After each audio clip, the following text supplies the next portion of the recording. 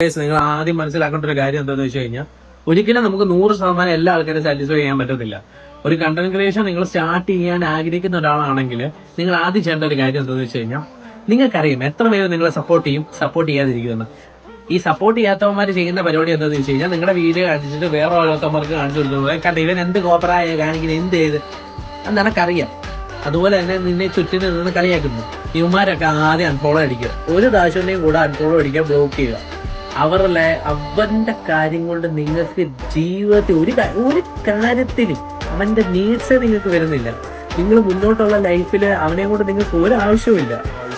Okay, കൂടെ നിർത്താൻ പറ്റുന്ന ആൾക്കാരെ മാത്രം നിർത്തുക.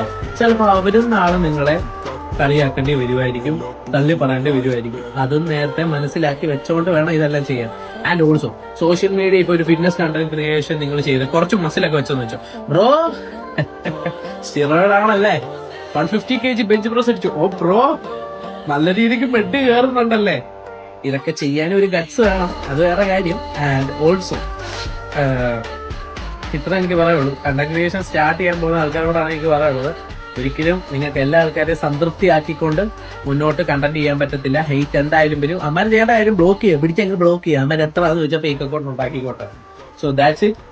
Love you all guys. And also ഞാൻ ജിമ്മിൽ പോകാൻ തുടങ്ങാം. എല്ലാ ആൾക്കാരും ജിമ്മിൽ പോവാ. Eat clean and get huge. Bye by.